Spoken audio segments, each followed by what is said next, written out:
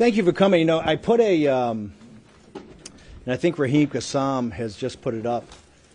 The first statement I think I made from Danbury was about 4 weeks ago, September 26th. I said, victory is at hand.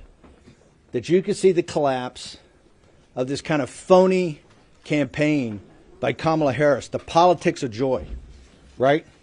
And she had nothing to back it up whatsoever. And you could see the beginning in the polls start to come our way.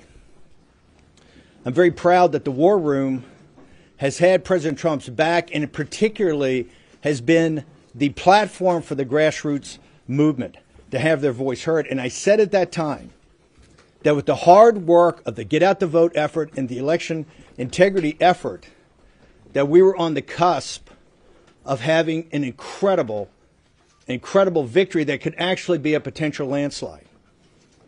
Now we come to today, and I'm finally out of being a political prisoner by the Merrick Garland, Kamala Harris, Nancy Pelosi regime. Okay, for standing up for my political beliefs against an illegitimate committee in the House that did not have a ranking member and did not have minority counsel. I went to a federal prison for 4 months. Now, Nancy Pelosi and Kamala Harris and Merrick Garland thought they were going to do two things. Number one, they were going to shut down the War Room and not have that as a voice for the grassroots movement of MAGA in this country. And number two, break me. Well, I think you can see today I'm far from broken. I've been empowered by my 4 months at Danbury Federal Prison. Why was it empowered?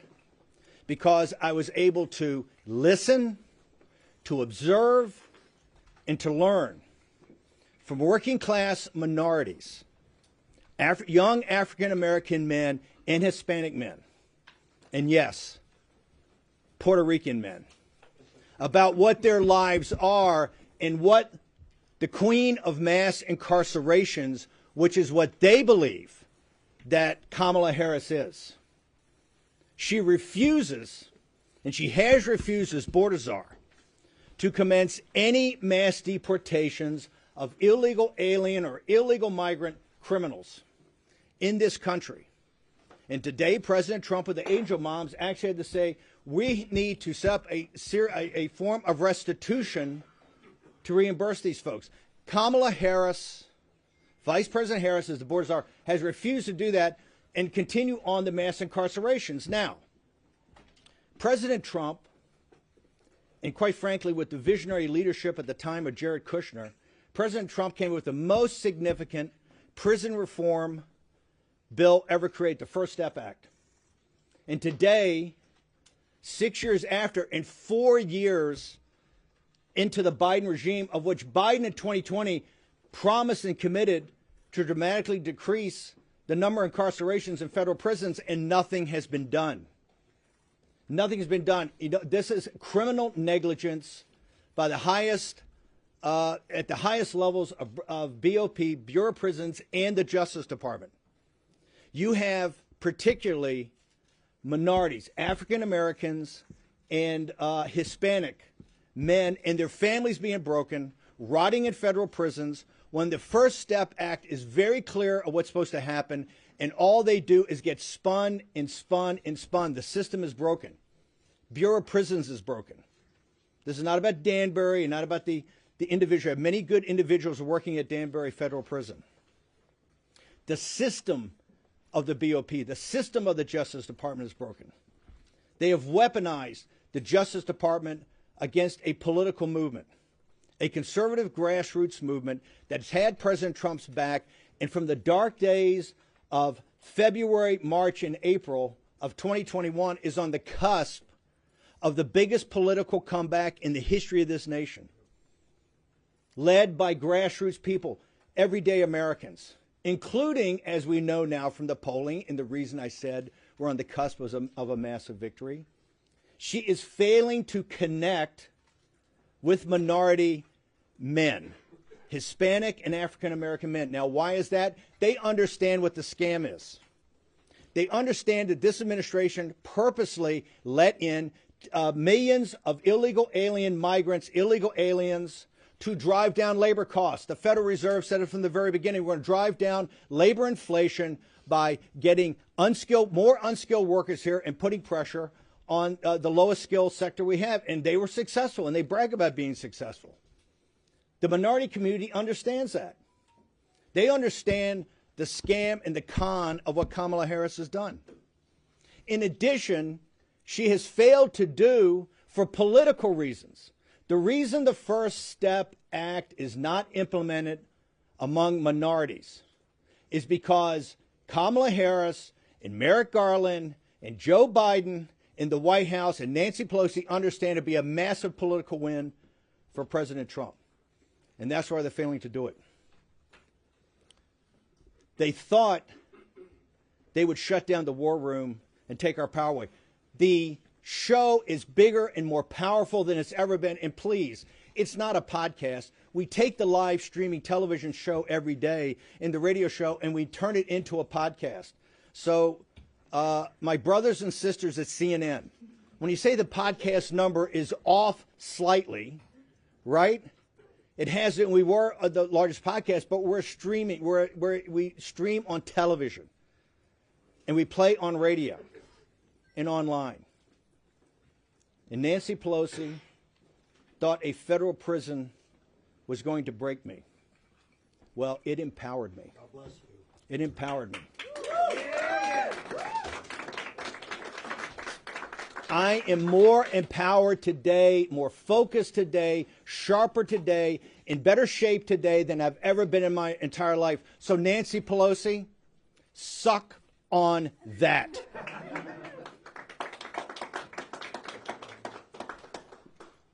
The desperation of Kamala Harris and her campaign is obvious.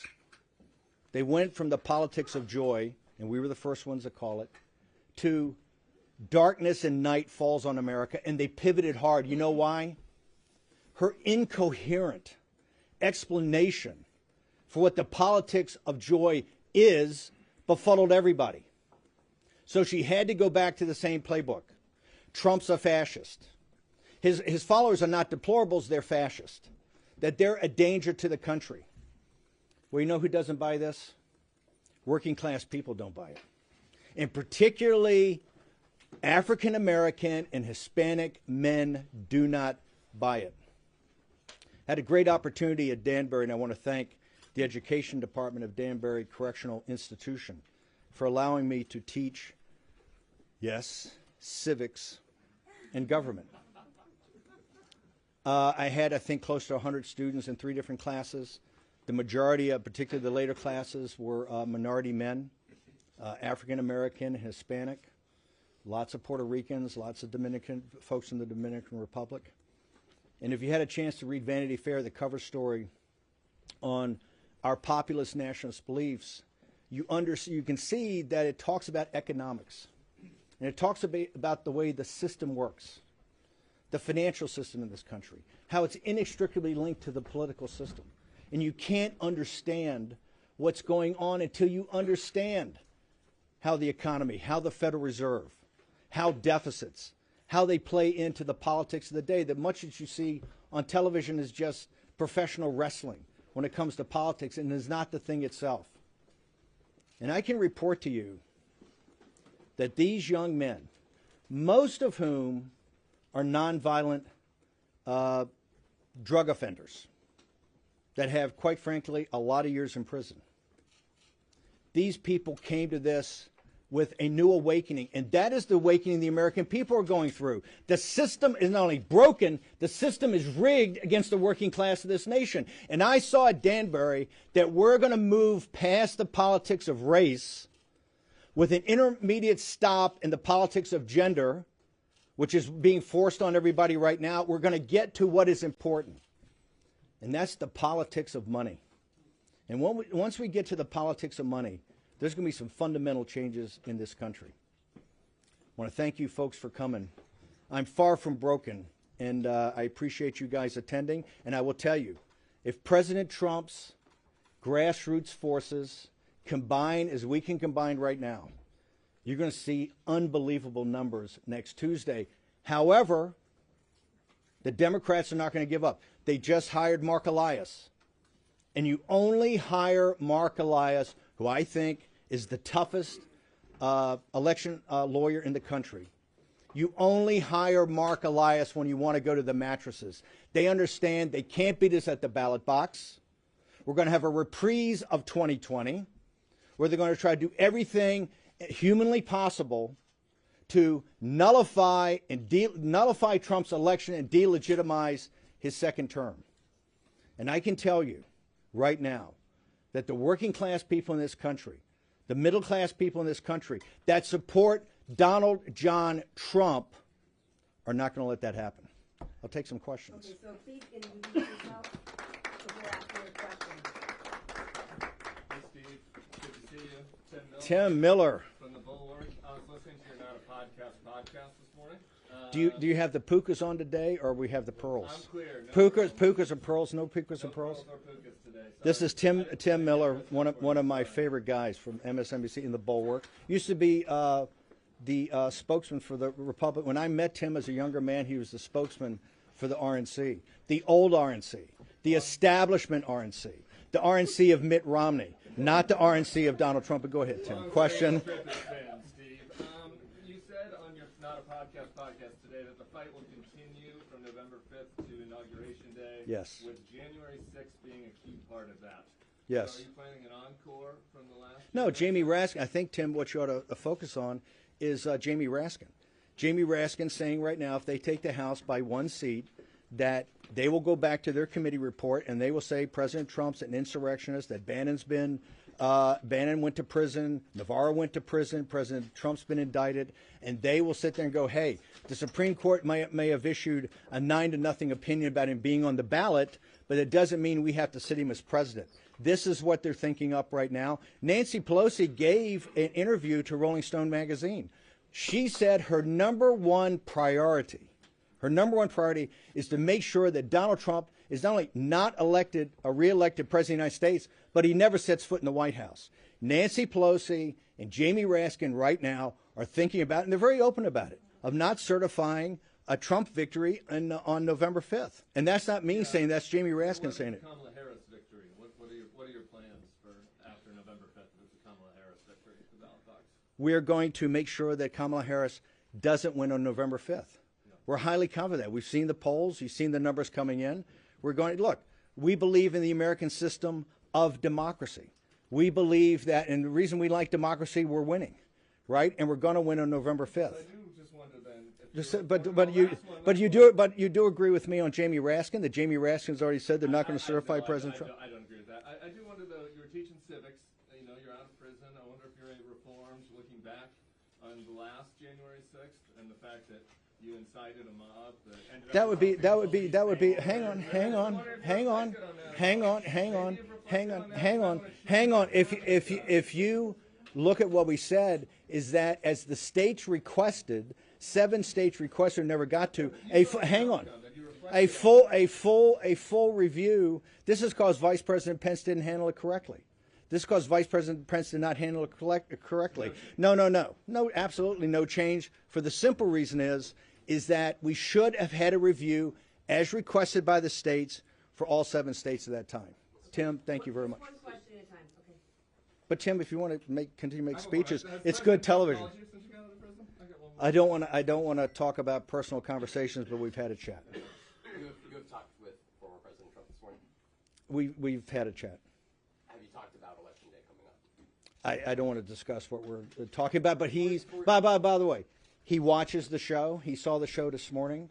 The show this morning didn't talk about my time in prison. What it talked about was 2 things. Number one, a massive grassroots effort that's underway that has to culminate on November 5th, particularly in places like Pennsylvania. It looks like max 15% of Republicans will have voted on the mail-in ballot early voting. Before then, we have to deliver 85% of the people to the polls next Tuesday. He understands that we are the focus and back of people like the Elon Musk of the world and the money he's putting in for his effort, and Charlie Kirk and other independent groups out there that are putting in, that we're driving and lightening the grassroots movement of the Trump MAGA movement to show up next week. That's number one. And number two, we had Bill McGinley and Mike Davis and others on to talk about the election integrity, the efforts that they're making, and quite frankly, places like Pennsylvania, that looks like the election administration is a little bit of a dumpster fire right now. 4 years ago, you urged then President Trump to declare victory on election night when you knew all well that there was going to be a decent chance that we would not know if the ballots had yet to be counted. Hang on. You went out and did exactly that. Have you urged him to do this? Hang on for a second. When I said that 4 years ago, it was, why did I say that? Why did I say that? Because a guy named Mark Elias came up with a report that two individuals, Bill McGinley and Raheem Kassam, helped deconstruct in July of 2020. And he walked through how the Democrat Party was going to steal the election with illegitimate mail-in ballots. He said, illegitimate ballots. They were mail ballots that American voters cast. I totally, by the way, we can argue, we can adjudicate that. Hang on. We can argue that. President Trump came up at 2:30 in the morning and talked. He should have done it at 11 o'clock at night in 2020. Okay? I am urging President Trump, if the votes come in like it looks like they're going to come in, he should step up and inform the American citizens of exactly what's going on and not keep people in the dark like was done in 2020. So President Trump should step up and walk people through state by state of where these leads are and how these leads came about. We're not prepared. We're not prepared to have in the dark of night all the problems that happened last time. Okay, the 2020 election was stolen. Okay, I will never back off that. And we know that you wanted him to stay on as president. We know that you wanted the election. I didn't want that. What I wanted was I wanted the will of the American people at the ballot box to be effectuated. I want the will of the American people at the ballot box to be effectuated. That's what I wanted. Steve, yes, sir. Road steamer here. I'm wondering when's the next insurrection, and can we storm the Burger King after this? Like, can we do that? I mean, doesn't he look great now? We were in Danbury the first month together. He looks great. You don't remember me? We were lifting weights and stuff in the weight room. When's the next insurrection? How are we going to do this and stuff, man? You know what? Well, I'm leaving. I'm having a good time. He looks like Yoda with AIDS right now. Ronnie Road steamer, no political violence, people. This place smells like mothballs. Yes, sir. Yes, sir.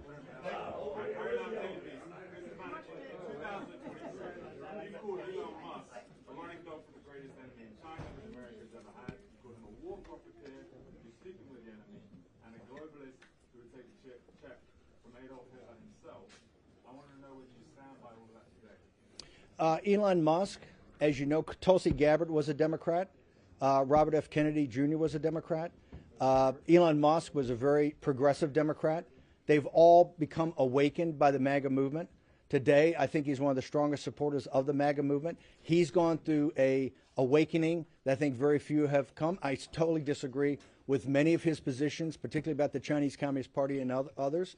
But as an American, he has done, I think, something very smart. And that is put money in back of grassroots organizations and people to do something simple. And that's, and that's to get out the vote here in the 2024 election. So you don't mind someone who would take a check from Adolf Hitler as long as it's from Trump? No, what I said is he's gone through a great awakening, right? And I think if you talk to him, he has gone through a great awakening. And I think part of that awakening is understand the power of the MAGA movement and the power of grassroots America. Thanks.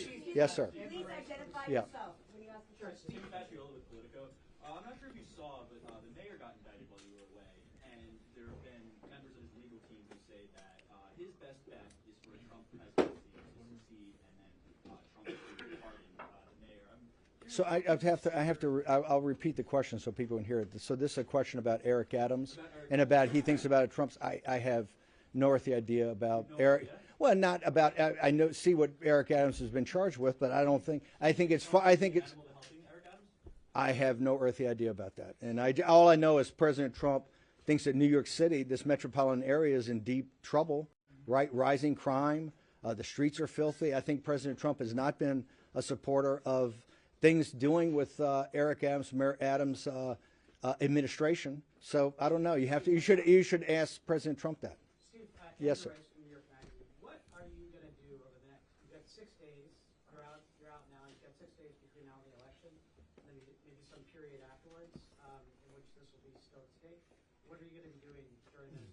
besides what we're in? Well, there's a lot of different options. I'm of a strong belief right now. This is New York Magazine asking what myself and Warren's going to do. Obviously, with 7 days or 6 days left, you have to have a convergence of the get out the vote effort.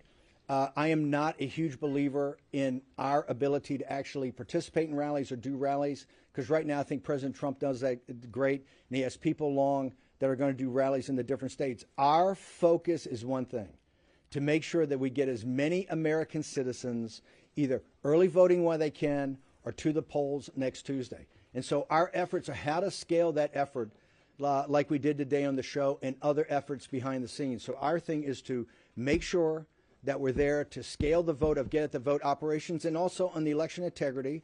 Today we had Bill McGinley, one of the senior lawyers on there, and he's still calling for volunteers. I think there's been 200,000 election integrity volunteers. We need to get people in the counting rooms. We need to get people around the tables to do ballot curing.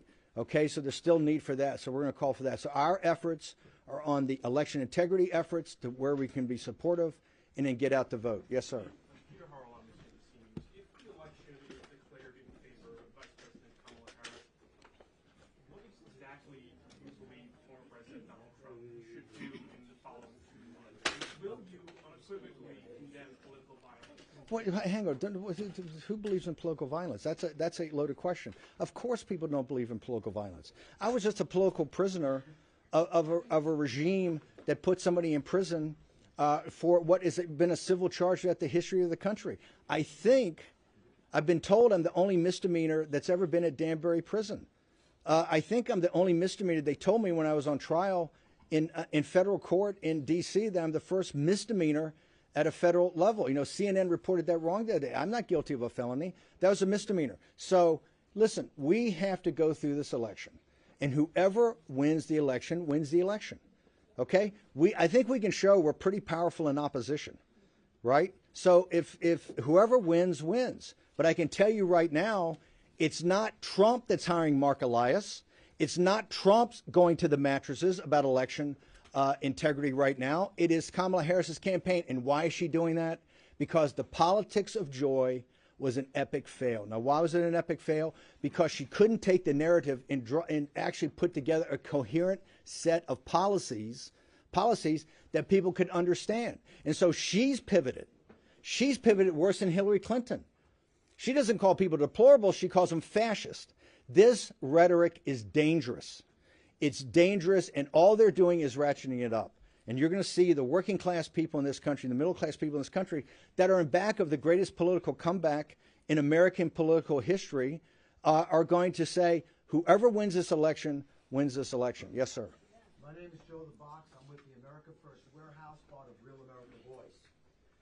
1,392 days have been since Ashley Babbitt was shot and murdered at the Capitol.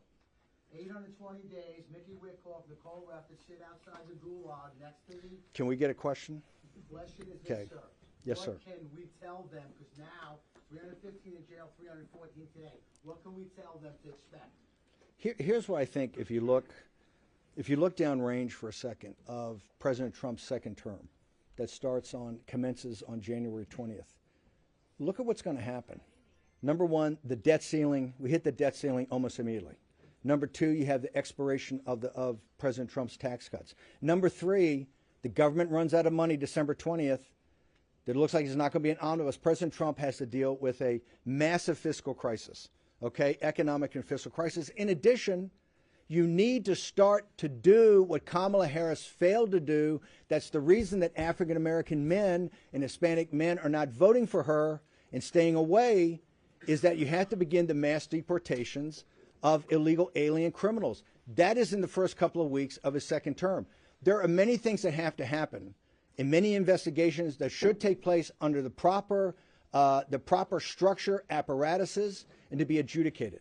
And that's going to take time. So I think it's not helpful to tell people this is all going to be done immediately. You have the House, you have the Judiciary Committee, you have the Inspector General's report that hasn't been released in the Attorney General's office. They also, I think, ought to have another J6 committee just like they had before, but this time The Democrats should have a ranking member and they should have minority counsel. So all documents go to the minority counsel. All witnesses go to the minority counsel. People are cross-examined, and we do it in the right way. But I don't think that that's going to happen right out of the box because we have such huge financial, well, the reality is we have huge financial and sovereignty issues about what's happened to the borders of this country and what's happening to internally in this country. This is why Hispanics are almost at 50-50 with President Trump. This is why African-American men and Hispanic men are not voting for the politics of joy. They see their lives right now are not about the politics of joy. They're about a brutal reality in this country.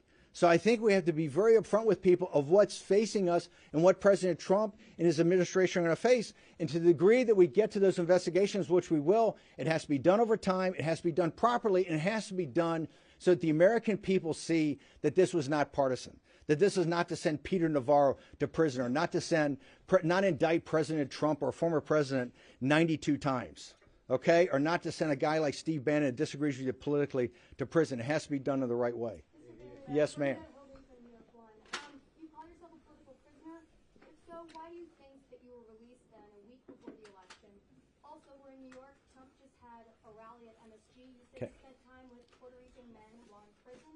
Do you think that those comments by the comedian that spoke before Trump, were they racist and should Trump condemn them? Can I take the first part of your question first, which is why was I released 7 days before? I think the math works out if you take 120 days from July 1st till today, that's what my sentence was. Remember, the Bureau of Prisons said last week, the Bureau of Prison admitted I was eligible for part of the First Step Act. I should have been out on September 19th, according to the law of the First Step Act. Now, I'm just there on a misdemeanor for 4 months. You have individuals that have been there that are rotting years after their release date, that today don't know the release date for their families. This is destroying families. The First Step Act is not an executive order. The First Step Act is not just some sort of concept. It is a law. And the Justice Department and the Bureau of Prisons are, by criminal negligence, not implementing that law. And they're not implementing that law for one reason. Because to implement it the way it's supposed to be implemented is a massive political victory for President Trump, who's the only individual in this country that stepped up and had true prison reform. And this is one of the reasons that African-American families and Hispanic families think so highly of him. And this is one of the reasons that the queen of mass incarcerations, which is Kamala Harris, is not. Let's talk about the Puerto Rican situation. Why is President Trump, why is Florida no longer a battleground state? One of the reasons and significant reasons is the Puerto Rican support of President Trump and his policies. The Puerto Rican people in this country, American citizens, support President Trump and support his policies. Okay? So that some influencer or comedian says something, is it inappropriate? It's definitely inappropriate. Is that the policies of Donald Trump? Absolutely not. If you look at 218 and 219, why is he resonating with Hispanic families almost 50-50? Why with African American men? Because the economic policies of President Trump had blue-collar workers getting higher increases than white-collar workers, non-college graduates getting higher wage increases than college graduates in 218 and 219, with almost zero interest rates and almost zero inflation. Okay, that made more money in their pocket. They understand the economic times were better then. This is one of the reasons that the politics of joy didn't work. And when she pivoted to this dark night in America, it's not working either. They support President Trump, and he's going to get historic numbers. Now, what the comedian said or the influencer said is clearly inappropriate. Okay, but that's not President Trump's policies. President Trump is bringing working class people together. And I can tell you what I saw at Danbury.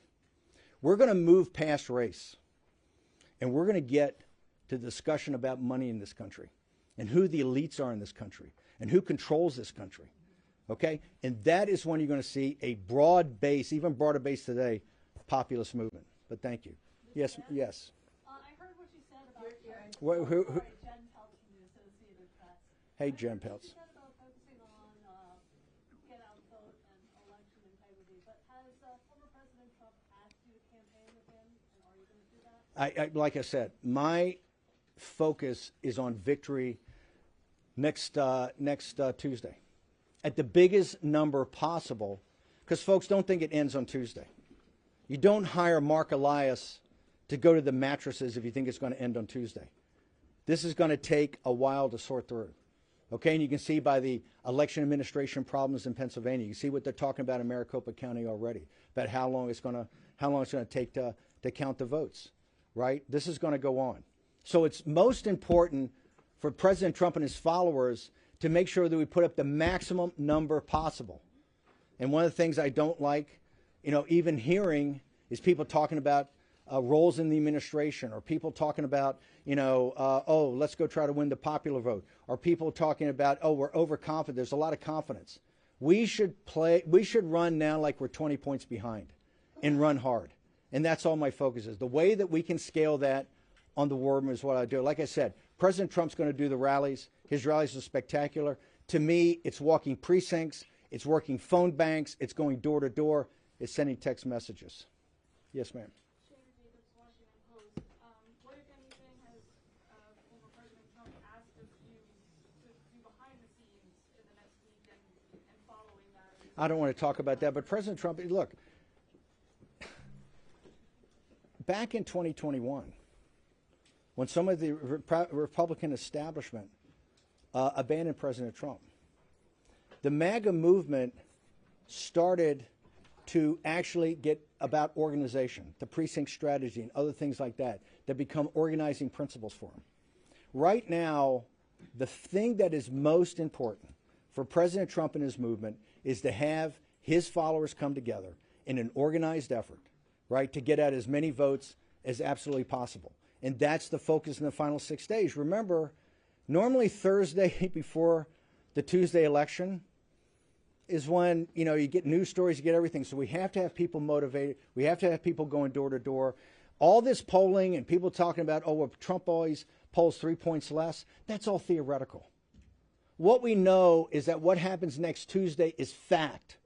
And the only thing that matters is votes that can be certified from American citizens. And that's what we're focused on. Yes, ma'am. I like the bit of recidivism right now, Steve, I have to say. Do you have a message? But first, as a political person, no. It's so from Tim Miller's own lips, a high degree of recidivism. No, because Kamala Harris, the Biden regime, Merrick Garland, Nancy Pelosi weaponize the justice system in this country against their political opponents.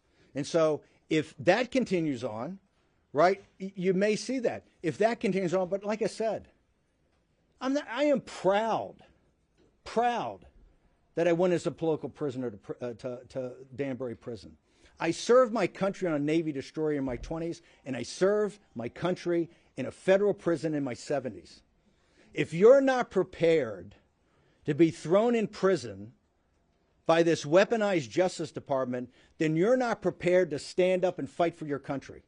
And I will never back down from that. So thank you, Tim. Yes, ma'am. Wall Street Journal. A message for Europe is that President Trump's been a great friend of NATO to make sure the NATO alliance is actually funded by countries in Europe. I would say that the populist nationalist movement over there that's on the march is on the rise should look at what's happening in the United States of America, particularly against the elites in this country, and how with very little money, every day we're building. Like I said, we're going to move past race here. You're going to see historic numbers, I think, of African American and Hispanic men that do not vote for a Democratic candidate. So we can move past these things that have held us back in the past and get to the sunlit uplands of talking about power and control and money. Yes, ma'am. Mediaset, Italian television, largest broadcaster in Europe. Follow-up is, why is then Europe looking at these elections as if they were their own, and why are they so afraid of a Donald Trump? I'm not sure Europeans are so afraid, but that European elites are so afraid. There's a big difference. There's a big difference. Number one, the European elites, the elites and the wealthy in Europe have not paid their fair share, right? Listen, our defense budget's almost $1 trillion a year. A lot of that goes into NATO and supporting allies throughout the world. That we need our allies to pitch in, particularly the wealthy allies in Europe. Europe does not carry its weight on its defense. And if the Europeans are so concerned about Putin and KGB and the Russians, they're going to have to step up to the plate and be even a bigger part. And President Trump, and Stoltenberg said this, there wouldn't be a NATO today if it was not for President Trump and what President Trump did in assisting NATO to actually start to pay more of its fair share. The European elites, of course they hate Trump because they understand President Trump is a populist nationalist. They understand about what he's talking about is trade. They understand what he's talking about tariffs. They understand he puts American citizens first and he puts American citizens' economic benefit first. So if I was an elite in Europe, yeah, I would be quite concerned about Donald Trump because, number one, it's going to inspire populist movements throughout Europe to actually get off the dime and start winning elections and winning them big. Yes, sir. Scott with CBS. Can you clarify what you're telling my colleague? What would you encourage Mr. Trump to say on election night before the states are all projected? When you say the states are all projected, it doesn't make this about the states projected. President Trump, to me, hang on, should go before the American people, and I thought he should do it last year in 2020 at 11 o'clock at night, not at 2:30 in the morning, and explain to American people where the voting is, right? Where the voting is and what's to come, what is still outstanding. The American people, quite frankly, were quite confused in 2020. They don't need to be confused today. And I think you're going to see some big numbers from President Trump. We've already know that, though, that Pennsylvania and Maricopa County and others are saying it could take a while, but he needs to explain to the American people early on exactly where we are in the voting. Analysis? So it seems like you're suggesting that Americans should be ready for this to potentially take a few days to know who the winner is. I don't say that. I believe that Jocelyn Benson in Michigan has said it's going to take a couple of days for Michigan. I believe that people in Maricopa County just said the other day it could take them 4, 5, or 6 days to figure things out. Not just because 4 years ago on election night, you wanted Donald Trump to declare victory. So well, hang on. Well, we have made significant changes, and mail-in ballots are not what they were. He told us, Mark Elias told us, that on election night you were going to call it what is the red mirage. But just wait 2 weeks when all votes are counted. He didn't say all legitimate votes.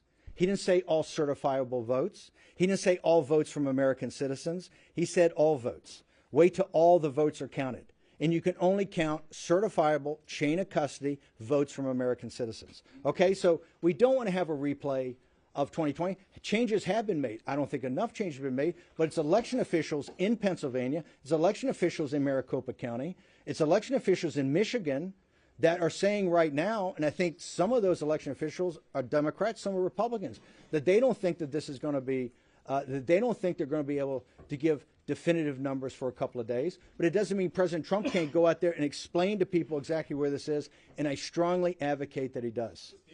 Yes, sir. Yes, sir. Mark Halpern with Two-Way.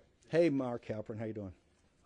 Appraise the strengths of the Harris campaign, and if you would, just kick through the battleground states and say how you see each one of them.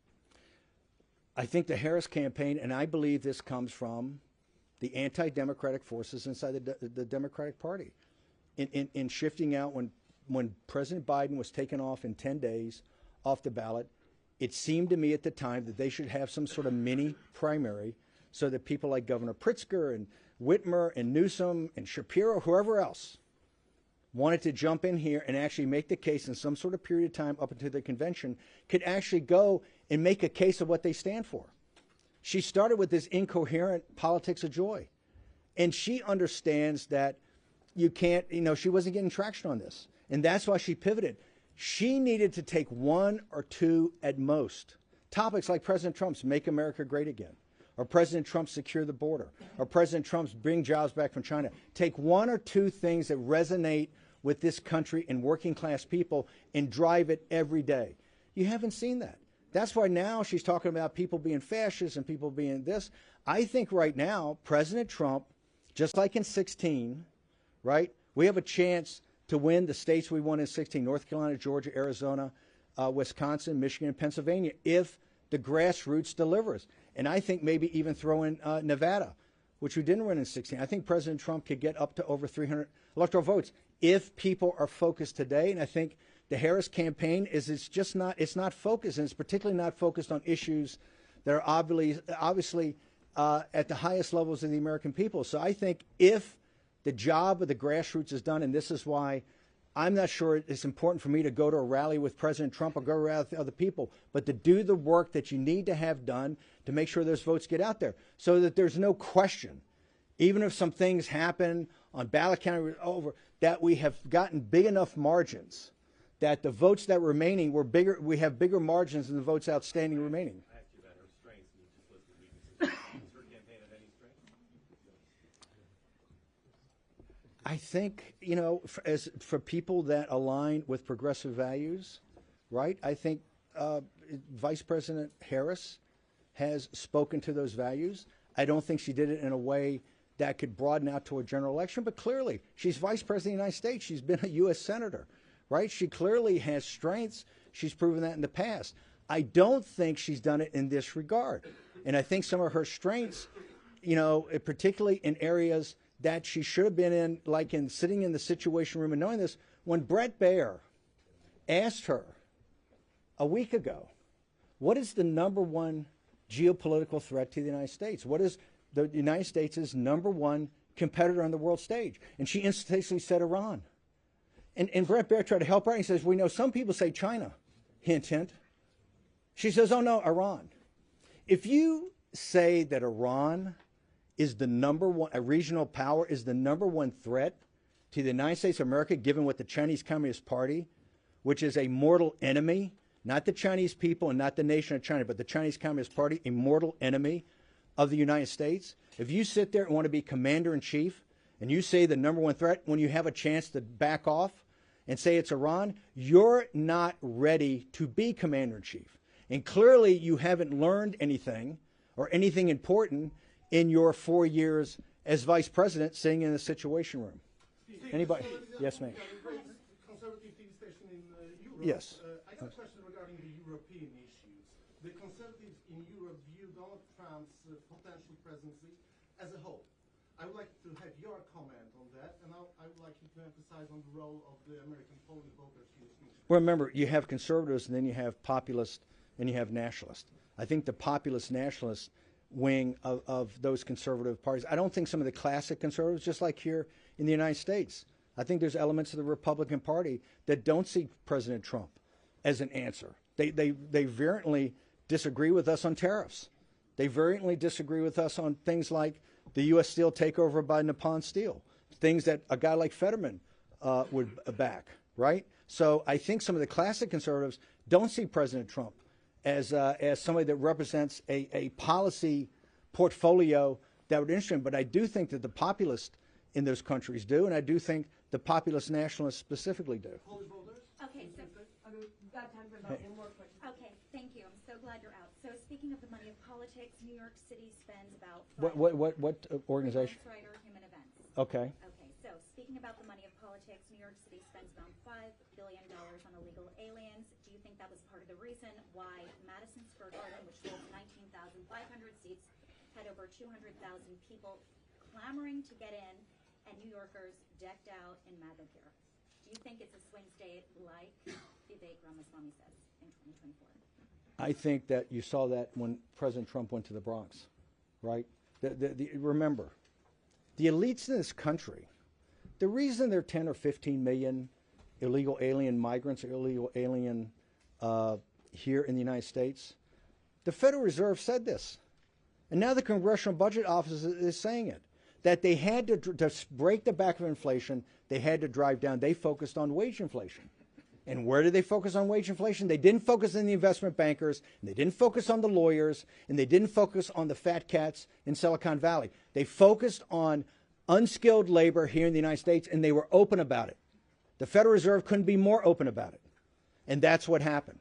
Okay? Number one. Number two, they tell you now, well, you can't possibly deport anybody, that the GDP has 1% growth because you have another 10 million consumers. The people that are being destroyed by the 10 to 15 million illegal alien migrants are the working class African Americans and Hispanics who are voting for Donald Trump. These people are very smart, and they see their lived experience every day, whether it's in New York City or throughout other major cities in this country and other states, that their lived experience is worse. And their lived experience is worse because of policies of the powerful, the wealthy, and the strong. Thank you very much. I appreciate you. Thanks. Appreciate you. No.